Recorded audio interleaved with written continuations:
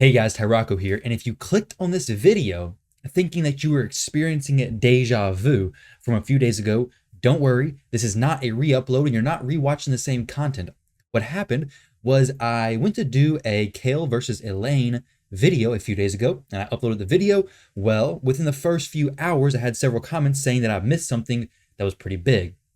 I didn't want to keep the video out there because I did make a mistake in the video, so I want to put this out, the version 2.0 of that video essentially, and show you guys exactly the major differences. I don't want to mislead anybody in these videos, so thank you everybody who gave me that feedback. Very much appreciated. And I'm also going to try to keep these videos a little bit more concise and to the point without too much rambling on, and try to cut out a little bit of the nonsense. So to keep that and to honor that, let's go ahead and jump into the video. And if you like this content, don't forget to like, comment, and subscribe. And if you see me doing something that you think is a mistake, definitely leave it in the comment section below. I do make mistakes, of course, and I do like your guys' feedback. So today, what I'm going to be doing is putting Kael versus Elhain.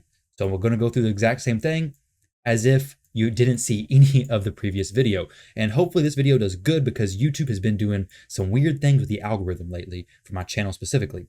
I think it's because of the changes of uploads that I've been doing. But either way, Kael, he has no gear on right now. His masteries, this is the exact mastery setup we're going with him, just down the left side and to executioner now, or flawless execution. Now, I wouldn't typically do that mastery setup for Kael, to be honest. I mean, especially with the gear that I'm at right now, I can easily get over 200% crit damage without flawless execution. So there's really no benefit for me to go that. But the reason why I am doing that is because all of these masteries will keep the comparison between Kael and Elhain very, very consistent. Because if I went Helm Smasher, that would allow for the inconsistencies with the Helm Smasher procs. So to keep everything consistent, this is what we're doing. Obviously, for Kael, you'll probably be going support masteries. For Elhain, you're probably going to be going defensive masteries as well. So it's going to be offense and defense for Elhain, offense and support, most likely for Kael. Doesn't have to be that way, but that's for most things you're going to do. I mean, Kael needs accuracy while Elhain doesn't. Now, as far as the booking goes, Elhain's A1 fully booked, A2 fully booked, and A3, they're all fully booked. Kael, fully booked, and fully booked.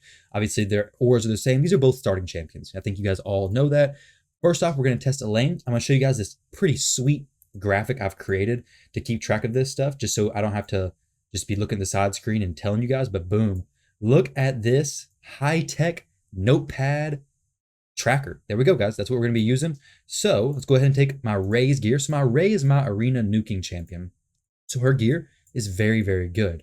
Now, let me scroll down here to the Savage gear from Ray and go ahead and equip all this stuff and move it over. I'm also going to pull up a sheet real quick that shows you the multipliers and the stats, the base stats of Elhain and Kael, and compare those to each other. So as soon as I get this gear on there, let me go ahead and pull that up.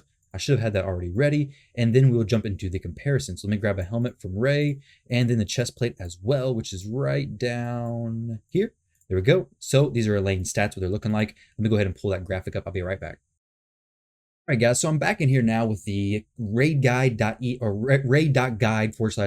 comparison for Kael versus Elhain. Let's go down here and get a little bit of an example before we jump into the actual battles, which will be on the Doom Tower, because the Doom Tower is perfectly free, and I don't have to waste resources trying to test these two champions out. So it allows for very free testing. Now, a big difference you'll see is the difference in the speed. Elhain does have better base speed, which is really going to help you when you're equipping those speed sets, which go off that percentage.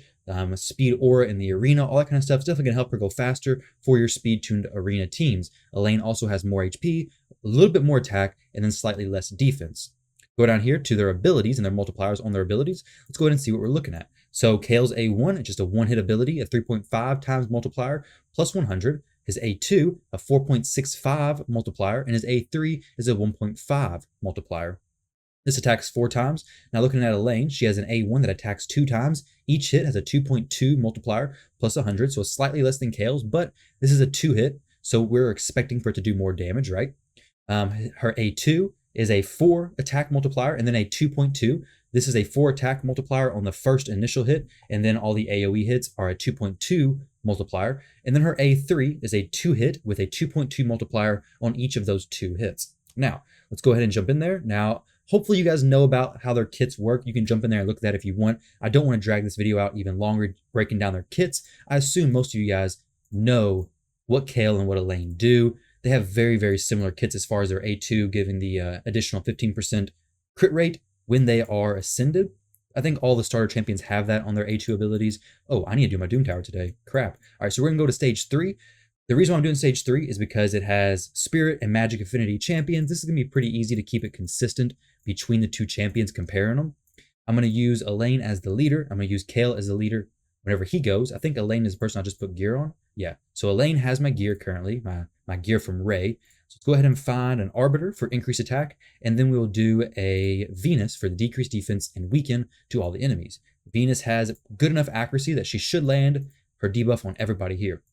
Let's go ahead and jump in, and then I'll be keeping track of all their damage and their stats on this little notepad right here, and we'll compare afterwards. So let's turn this off of auto.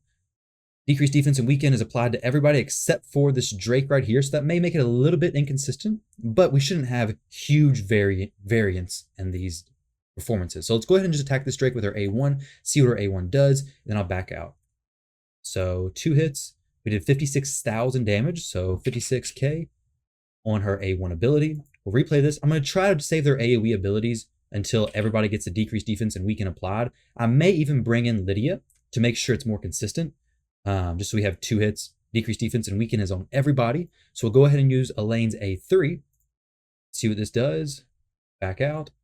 So Elhain's A3 ability did 242,000 damage, 242k. Let's go ahead and add in Lydia, just for the simple fact that it's going to make it more consistent when I'm actually trying to apply these decreased defense and weaken debuffs. There's not going to be any changes in the overall damage because Lydia doesn't bring any passives or anything like that. That should affect the damage, basically. So we'll do the decreased defense and weaken from her. And then we will make sure everything is placed, because we missed the weaken right there. We got it applied. So everybody has decreased defense and weaken. We'll use her A2, targeting the Drake in the back. And it did. This may be a little bit off on damage just because he died. So she did 150,000 on her A2 ability. I want to double check this one time, because what happens is the damage is calculated at the end only is accurate. Like if the champion dies, it doesn't add that extra damage. Like in the arena, you may notice sometimes you'll do like 100,000 damage to all the enemies, but at the end, it only shows you did like 150,000 damage total. Well, if you do overkill, it doesn't count for that damage that you dealt. So we did get that second hit on that Drake.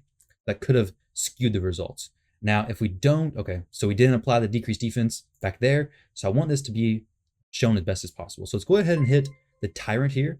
Well, that's kind of odd, but thank you for the follow.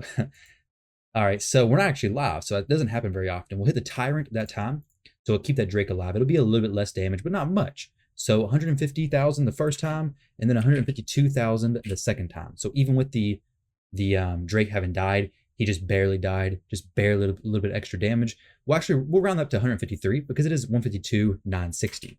So 153,000, and then we'll jump in here and test Elhain out in the campaign and see how she performs.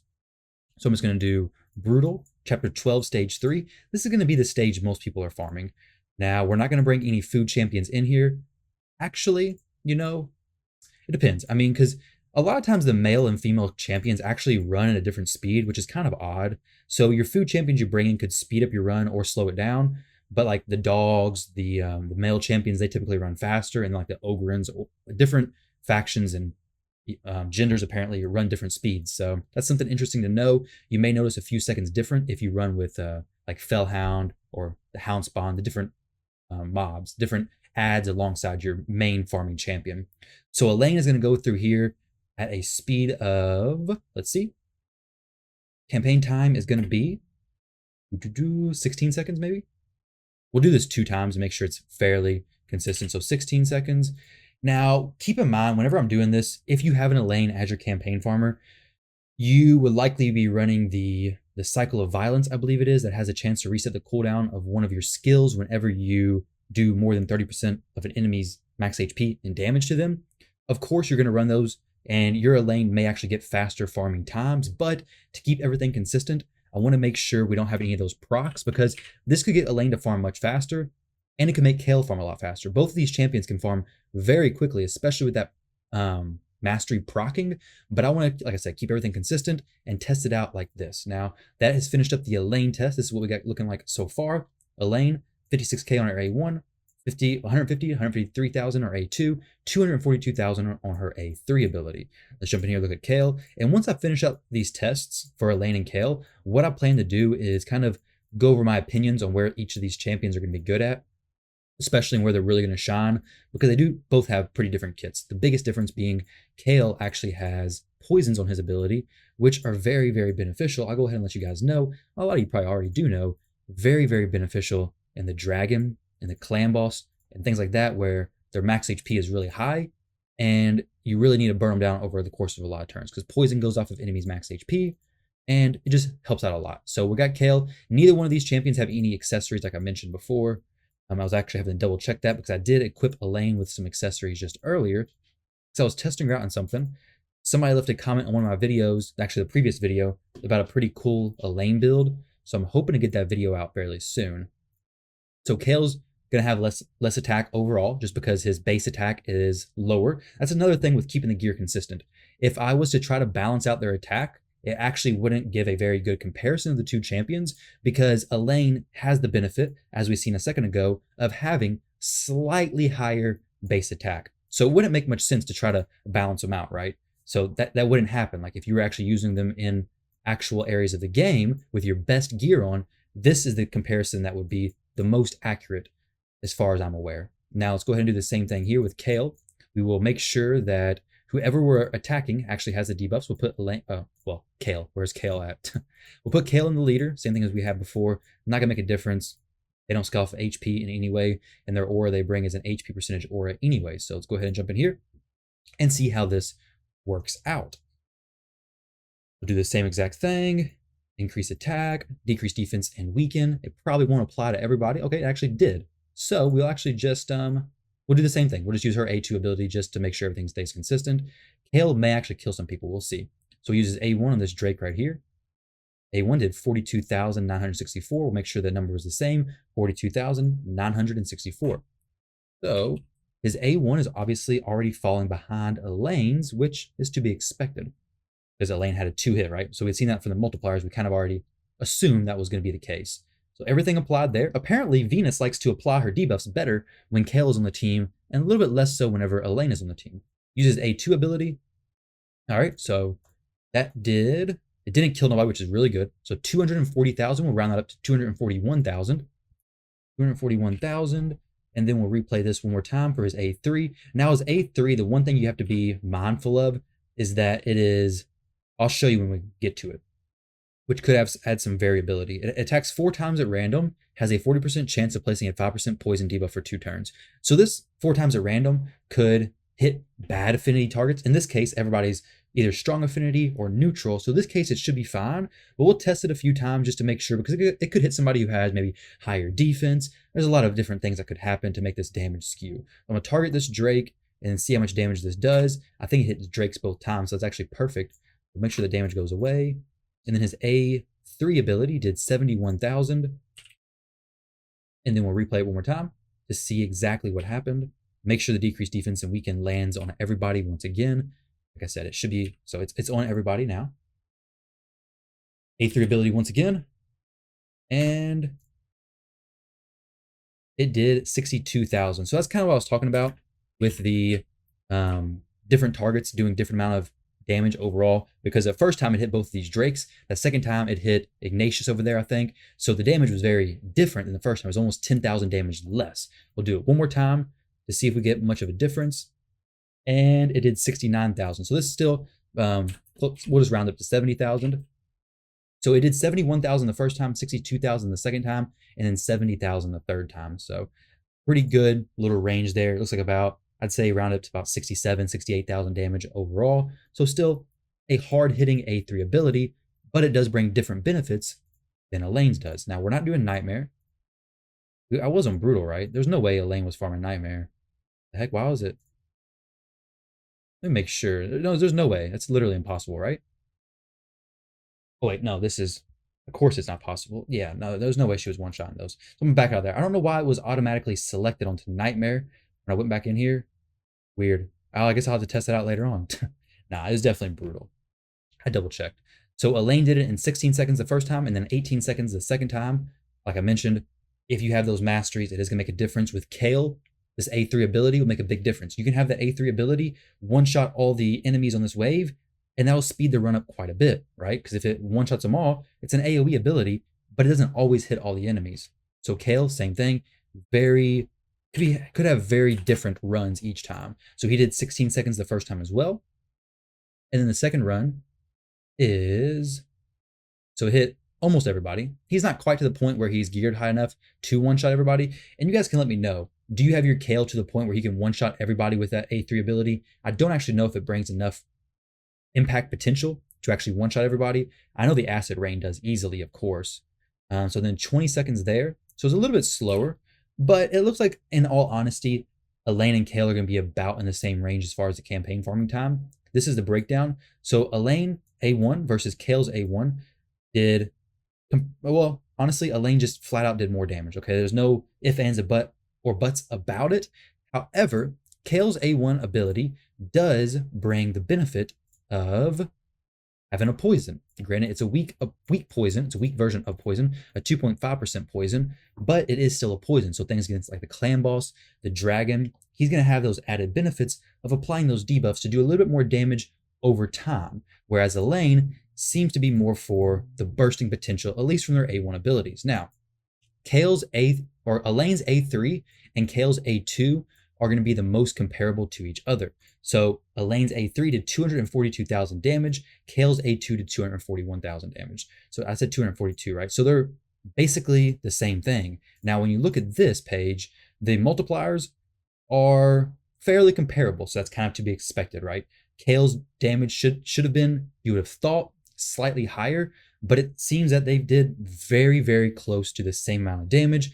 Elhain's A3 ability and Kael's A2, very close to being the same. So very good there. Both of them have similar nuking potential. The benefit Elhain has on her A3 is that it is a 2-hit ability. Now this comes with some pros and cons. The good side of this, well, we got another follow. Am I live? No, I'm not even live.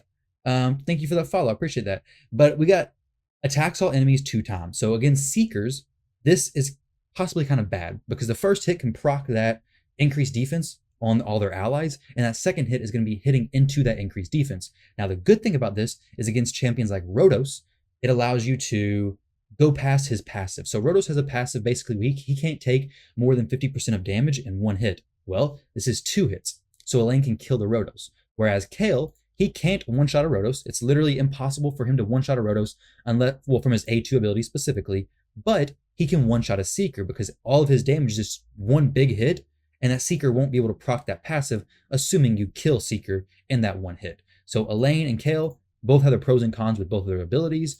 And then looking at their A2, or Elhain's A2 ability compared to Kael's A3 ability, Kael did 71,000, 62,000, and 70,000. Kael's A3 does have a chance to land the 5% poison on each of those hits. It is a 40% chance each time he hits, bumped up with the books to 50% chance each time he hits. So 50% chance over the course of 4 hits, a very good chance of applying quite a few poisons, to be honest. Whereas Elhain's is a chance to apply increased crit rate, which it does have a built-in 15% crit rate, which is pretty cool. But as you can see, her A3 ability is really the power punch of her kit. So you're probably going to be using the A3 first before using the A2 if you're using her in things like Arena. Now, if you're doing that, you probably want to build Elhain to be 100% crit rate. But if you wanted to really push her crit damage and you can get the better gear for that and really make sense of it, you could drop Elhain down to 15% crit rate. And then you should be fine in things that last quite a bit longer, like the dragon, any dungeons, clan boss, even areas like that. You could make sense of having Elhain at 85% crit rate, because this would be a guaranteed crit, so it'd be easier to kill somebody. Now, I'll take that back, not the clan boss, because it only places a 30% increased crit rate buff on this champion for 3 turns if a target is killed.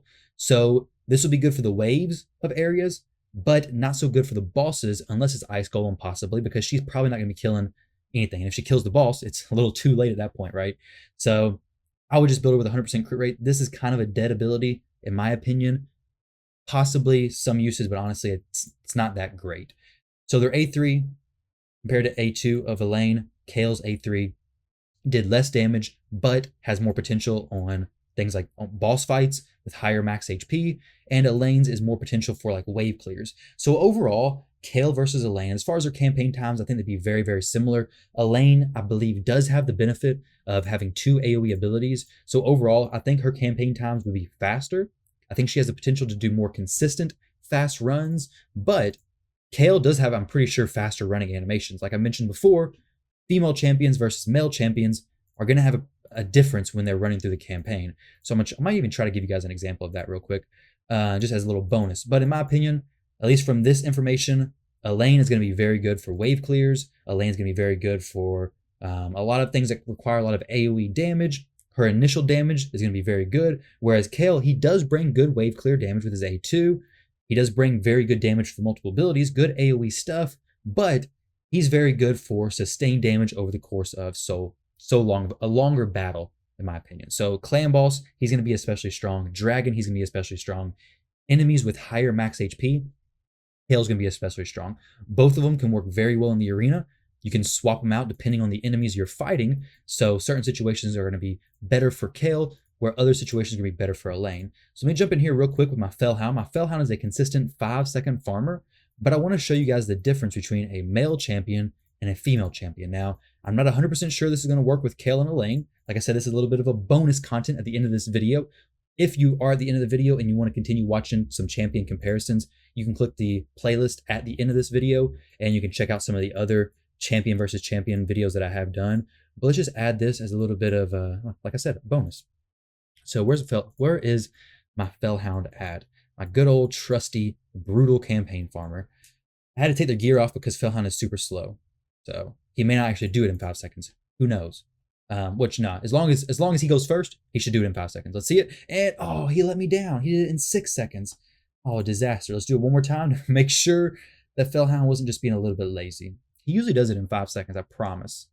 Come on, get your hit in. Okay, well, if we unlock the frames, he would definitely do it in 5 seconds. It was just barely over 5 seconds, like barely breaking into 6 seconds. So we'll throw in Elhain, and I got a feeling it's going to be slower. Let's see.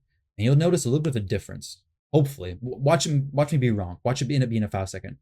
So that was a little bit more into that 6 seconds than you noticed with Kael. I'm sure with Kael, it was getting to that last wave, hitting the last wave, and it just turned into 6 seconds. This one goes into 6 seconds before we're even at the last wave. So maybe you can tell the difference there. It's very, very slight, but there is a difference between most of the male champions and the female champions running animations. I learned this during my Sir Nick champion training tournament a while back, that whole debacle that went down. But that's where I learned that, hey, different champions have different running animations. Diabolist is an exception. She's a female champion who is very fast with all the runs. Very, very easy, consistent 5 second farming time. So that little bit of extra bonus right there at the end. I was trying to keep this video short, guys, but it looks like I went over time a little bit. But ultimately, I hope you guys learned something from it. I hope you enjoyed this video. Thank you all very much for watching, and I'll catch you in the next one.